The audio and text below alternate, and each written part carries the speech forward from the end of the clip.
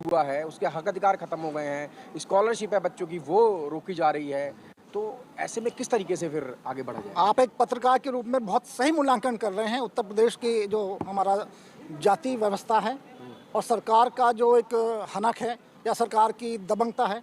क्योंकि जब बहन जी ने शासन आरंभ किया था 3 जून 1995 को, उसके बाद कुल मिला के 4 बार जब शासन दिया तो पूरी दुनिया ने देखा और जो उनके विपक्षी हैं उन्होंने भी माना कि बहन जी का जो शासन प्रशासन था, बहन जी की जो कानून व्यवस्था की जो ताकत थी वो कहीं नहीं मिल सकती। और आज भी ग्रामीण इलाकों में चले जाओ और वहाँ ये देखने को मिलता है कि आज भी जो मैं आपको बता दूं उत्तर प्रदेश का जो पश्चिमी उत्तर प्रदेश है वहाँ जाट समाज के लोग ये कहते हैं कि बहन जी के शासन में जितने जाट युवाओं को हम सिपाही की भर्ती की गई और बिना पैसे की गई, ऐसी मिसाल दूसरी नहीं मिलती। तो कहना मेरा यह है कि बहुजन समाज पार्टी के राष्ट्रीय अध्यक्ष बहन कुमारी मायावती का शासनकाल ऐतिहासिक था। और सबसे बड़ी महत्वपूर्ण बात ये जो बहुजन सांस्कृतिक धरोहर जिसमें हमारे महापुरुषों का जीवन है, महापुरुषों के किताबें हैं, महापुरुषों का साहित्य है, उनका संघर्ष है, उसको जिंदा रखना ये बहुत बड़ी बात थी। और काशीराम जी ने जो एक नारा दिया, काशीराम जी ने एक आवाज़ दी, उसको बहन कुमारी मायावती ने इतनी ताकत से पूरा किया है कि आज एक षड्यंत्र नज़र आता है हमें उनको रोकने के लिए। लगातार जो अभी 3 राज्यों में जो चुनाव भी होने वाले हैं और बीएसपी का जो ग्राफ है, मुख्यमंत्री बनने के बाद आप अगर देखेंगे कि बीएसपी का जो ग्राफ है हीरो से जीरो की तरफ आया है। एक तरफ वो मुख्यमंत्री बनती है, उसके बाद उनका ग्राफ गिरते एक सीट पे रह जाता है। आपकी बात बिल्कुल ठीक है। इसके लिए जिम्मेवार किसको मानेंगे? हाँ, आपकी बात ठीक है, लेकिन मैं इससे पहले ये कह दूं बहन जी के शासनकाल में ऐसा संभवतः किसी राज्य में नहीं हुआ होगा कि 1,08,400 नौकरियां वाल्मीकि समाज को पक्की नौकरी मिलेगी थी। ऐसा किसी देश में यदि कहीं किसी देश के किसी राज्य में मिला हो तो बता दो। दुर्भाग्य स्थिति क्या है कि 2007 से लेकर 12 तक ऐसे ऐतिहासिक कार्य किए, विशेषकर जो हमारे महापुरुषों की जो गाथा है उसको जीवंत किया। लखनऊ में आपने देखा होगा ऐतिहासिक स्मारक बनाए। आज हम एक बाबा साहब की मूर्ति नहीं लगा सकते और उन्होंने 2500 करोड़ रुपए में विश्व का सबसे सुंदर स्मारक बनाया है बाबा साहब के नाम पे। और इसके बाद काशीराम जी के नाम पे बनाया, रमाबाई जी के नाम पे बनाया और एक बुद्ध उपवन भी बनाया। इसके बाद जैसे उनका शासन था, आप जाके देखें नोएडा में, आप गए भी होंगे, 700 एकड़ जमीन पे इतना ऐतिहासिक स्मारक है जिसमें 12 मूर्तियां हमारी ये आदेश देती हैं कि हमको संघर्ष करना होगा, हमको आगे बढ़ना होगा, मिलकर बढ़ना होगा। इसलिए जो आप बात कर रहे थे 2012 के बाद का, तो ये उसका परिणाम है कि जब इतना अच्छा शासन था और इतना अच्छी सुविधाएं मिल रही थी, हम लोग को नौकरियां मिल रही थी, हम लोग शांति से रह रहे थे। मुसलमानों के बारे में आपको मालूम है, जब कोई प्रश्न आया हाई कोर्ट का तो बहन जी ने कह दिया था कि कोई बंद नहीं किया जाएगा, पान की दुकान तक ओपन रही और एक दंगा फसाद नहीं होगा। उस समय पूरे देश में यह था कि यदि कोई निर्णय लिया जाता है तो उत्तर प्रदेश त्राहि हो जाएगा, लेकिन बहन जी ने अपनी बौद्धिक क्षमता से बचाया। बस मैं एक बात इनसे कह दूं, ये दुर्भाग्य है कि 2012 के बाद 2014 का, 2017 का, 2019 का, 2022 का चुनाव बहन जी हारी हैं और काफ़ी बुरी तरह हारी हैं। लेकिन मैं एक बात ये कहना चाहता हूँ, क्या बसपा को ही एकमात्र संघर्ष करना चाहिए? उत्तर प्रदेश में कम से कम 20,000 सामाजिक संस्थाएं हैं, क्या उनको संघर्ष नहीं करना चाहिए? क्या सत्ता केवल बसपा के कार्यकर्ताओं को मिलेगी? क्या उसका फायदा केवल बसपा के कार्यकर्ताओं को मिलेगा? तो प्रश्न ये सबसे सामने खड़े होता है कि जो हमारे बहुजनों के सामाजिक, आर्थिक, राजनीतिक, धार्मिक, शैक्षणिक और कर्मचारी संस्थाएं हैं, वो कितना संघर्ष करती हैं बसपा के साथ। ना करें बसपा के साथ मिलकर, अपनी ताकत से आगे आएँ और संघर्ष करें, बसपा फिर सत्ता में आ सकती है, ये मेरा विचार। लेकिन आरोप जो लगते रहे ना, लगातार आरोप भी लगते रहे उनके ऊपर कि भाई ये आरोप है कि वो मिलती नहीं है किसी से भी, लोग कितना भी जाएं लेकिन वो मिलती नहीं है। तो ये जो नहीं मिलने का कारण क्या है? कि भ्रांति है बहन जी के बारे में या फिर कुछ और?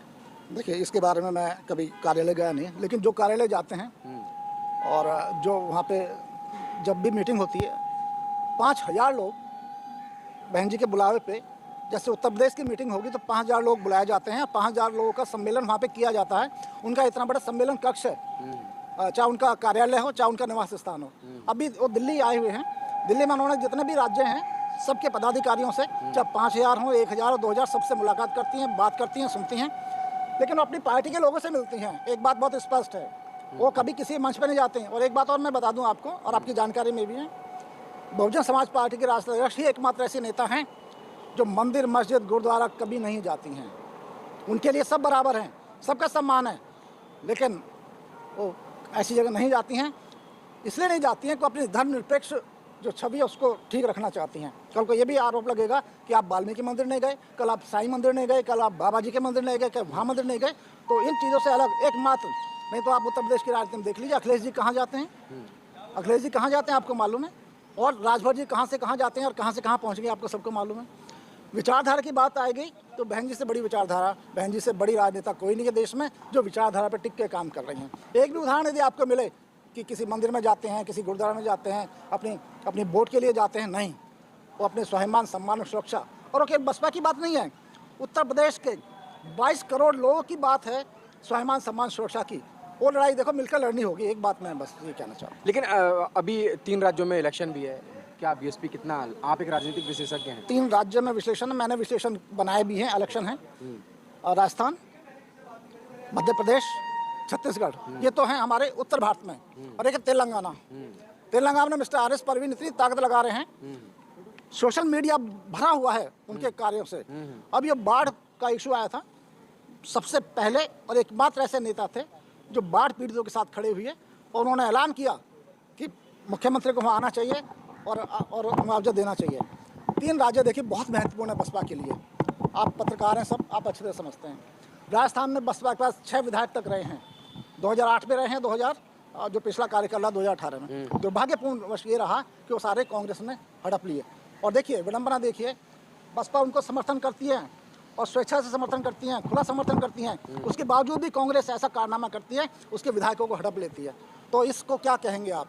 मैं मानता हूं कि छत्तीसगढ़ में बसपा के 2 विधायक हैं, राजस्थान में 6 विधायक हैं, मध्य प्रदेश में 2 विधायक हैं, और मध्य प्रदेश में एक समय ऐसा था कि 11 विधायक बसपा के पास हुआ कर सकते हैं। और रीवा एक ऐसी जगह है मेंबर पार्लियामेंट का, 2024 के जो चुनाव की बात आएगी, वो तो विधानसभा की बात कर रहे हैं। रीवा एक ऐसा लोकसभा क्षेत्र है जहाँ बसपा ने सबसे पहले अपना कैंडिडेट चुनाव जिताया था, भीमसेन पटेल। वो जाटो समाज से नहीं थे, वो वाल्मीकि समाज से नहीं थे, वो पटेल समाज से थे, वो भीमार समाज से थे सबसे पहले। और उसके बाद लगातार 3 या 4 बार उस सीट को जीत चुके। इसके अलावा मैं बता दूं एक बड़ा ऐतिहासिक तथ्य है और आप बड़ी आश्चर्य करोगे, सतना एक लोकसभा का चुनाव क्षेत्र है।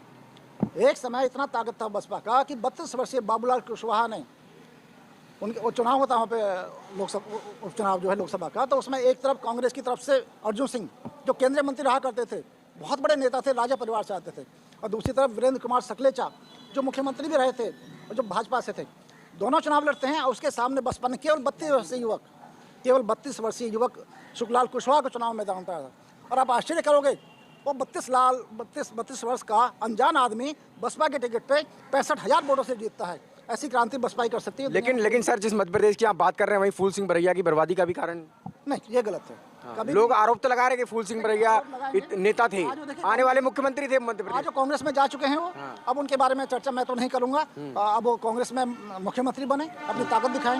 लेकिन पिछली बार विधानसभा चुनाव हार चुके हैं, वो बहुत बुरी तरह हारे थे, उनको बहुत ज़्यादा वोट नहीं मिले थे। मैं नहीं समझता, लेकिन हम चाहते हैं कि एक अपने समाज के नेता हैं, उनको भी आगे आ जाएं, और कांग्रेस यदि ऐसी अवसर मिले तो उनको मुख्यमंत्री बनाए। हम सब चाहेंगे, आप भी चाहेंगे, हम भी चाहेंगे। तो मैं ये देख रहा हूँ तीनों राज्यों में बसपा अच्छा प्रबंधन करेगी चुनाव का। रामजी गौतम जी वहाँ पे जो लोकसभा के राज्यसभा के सांसद हैं, पूरी ताकत से लड़ रहे हैं। उसके साथ मध्य प्रदेश में आप पिप्पल साहब हैं, इंजीनियर हैं, रमाकांत पिप्पल जी, वो बहुत ताकत से लड़ रहे हैं। उन्होंने एक यात्रा भी चालू की थी, वो यात्रा भी पूरी चली। सर, मैं समझता हूँ कि बहुत अच्छा आ रही है कि बसपा बीजेपी का एक गठबंधन हो सकता है 2024 में, इसको कितना आप सत्यता मानते हैं? ये मैं बता दूं, इससे पहले मैं आपको एक उदाहरण दे देता हूँ। ये केवल विरोधियों की चाल है, मैं आपको लिख के दे सकता हूँ। ऐसा उस समय भी हुआ था जब 2022 के चुनाव हो रहे थे। आपको याद है, आपकी जानकारी में होगा, ये कहा गया था कि बहन जी को राष्ट्रपति बनाया जा रहा है बीजेपी के द्वारा। क्या ये बात सच नहीं है? बहन जी ने उसका खंडन किया और मैंने उसके लिए आर्टिकल लिखा था बहुत पहले कि ऐसा कभी नहीं होगा, बहन जी राष्ट्रपति के पद पे कभी नहीं बैठेंगे और भाजपा की सहमति के बाद तो कभी नहीं बैठेंगी। तो मैं फिर आपको लिख के दे रहा हूँ, मैं पूरी दावे के साथ कह सकता हूँ, पूरी विश्वास के साथ, बीजेपी के साथ उसका कोई समीकरण नहीं बैठेगा, ना अंदरूनी बैठेगा ना बाहरी बैठेगा। ये एक षड्यंत्र है जो बसपा को कमजोर किया जाना। कारण ये है कि बसपा ने जो काम करके दिखाया ना, यदि पूरे देश में ऐसा हो जाता, देश की प्रधानमंत्री बन गई होती, तो आपको मालूम है कितने बड़े स्मारक पूरे देश में बने होते, राष्ट्रीय अंतर्राष्ट्रीय, आपको कितनी सुविधाएं मिलती। विपक्ष कहता है कि बीजेपी रही जो मुख्यमंत्री बनी थी पहली बार, बीजेपी के बदले। क्या ये हमें काशीराम जी को याद करना चाहिए एक बार फिर। काशीराम जी का एक व्यू रचना थी, उनका एक चक्रव्यूह था, और उसमें यह था कि हमको पहली बार ये दिखाना है कि बहुजन समाज पार्टी सत्ता में आ सकती है, इस देश का दलित की बेटी सत्ता में आ सकती है। उसके लिए बहुजन समाज पार्टी के जो अध्यक्ष थे उस समय माननीय काशीराम जी, जिन्होंने ऐसा चक्रव्यूह और ऐसा दाव खेला कि बसपा को समर्थन करना पड़ा, और एक बार नहीं 3 बार करना पड़ा, और बसपा की शर्तों पे करना पड़ा। कभी भी आपने ये नहीं देखा होगा कि बसपा कहीं झुकी हुई होगी। और एक भी उदाहरण आपको बताया तो मैं फिर कह रहा हूँ, आप जरूर बताएं। जब एक बार ऐसी स्थिति आई केंद्रीय बीजेपी की तरफ से कि चलो हम समझौता कर लेते हैं, और 70% और 30 का लोकसभा में, तो बहन जी ने अपनी कुर्सी त्याग दी थी, मालूम होगा आपको। उन्होंने अपनी कुर्सी का त्याग कर दिया था, उसके बाद पूर्ण बहुमत में आई। तो ऐसा कभी नहीं होगा मेरे हिसाब से, ऐसा कभी नहीं होगा।